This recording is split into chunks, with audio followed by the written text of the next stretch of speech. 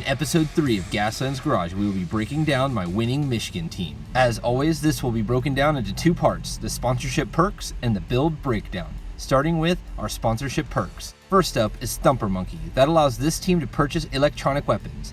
As you can see here, Mishkin is the only team that is allowed to purchase electronic weapons and upgrades. The next perk up is Dynamo, which allows this team to replenish its electronic weapons ammos on gears 4, 5, and 6. As you can see here, electronic weapons have very limited ammo, so this really helps these weapons shoot more throughout the game. All the Toys is going to generate audience votes whenever Team Mishkin uses a weapon that has not yet been used during this battle. This was confusing to me to start off with, what were named weapons. As you can see here, the BFG, the Harpoon, and rockets are all named weapons. On the basic list, it's all of your normal weapons, such as handguns and machine guns. Dropped weapons are also included in named weapons. It's literally everything on this list here. So, when Team Mishkin uses any of these weapons, they'll generate audience votes. Now we're going to move on to my winning team from Episode 5 of Televised Carnage in the build breakdown.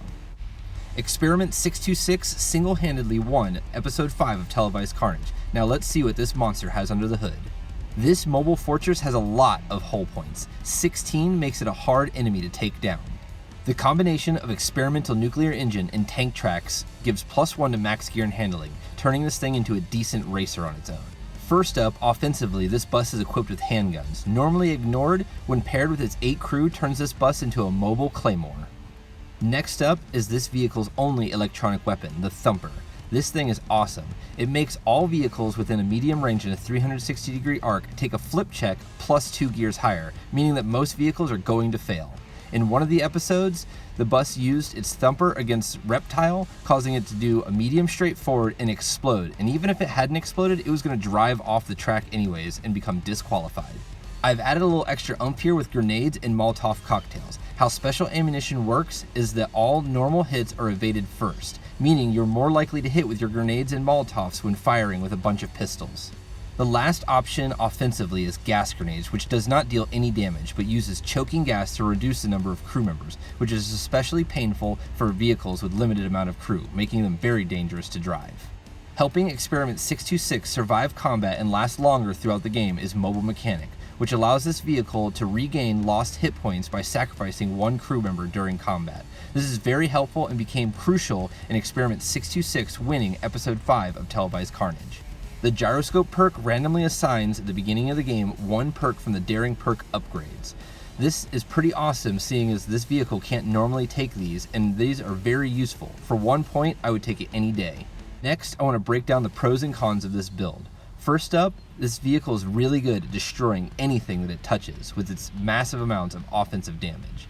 It's also a decent racer, able to move through any terrain with the experimental nuclear engine and tank tracks. It also has lots of hull points, meaning they can take a beating for a long time. And lastly, heavyweight makes it a little bit better in collisions, especially when dealing with those lightweight, pesky vehicles. For cons, this vehicle is an all-in-one strategy. If you take this one monster out, the entire team is done. It's also slightly vulnerable to wipeouts due to the experimental nuclear engine. That is somewhat countered by the fact that it'll only explode half the time, even if it's in max gear.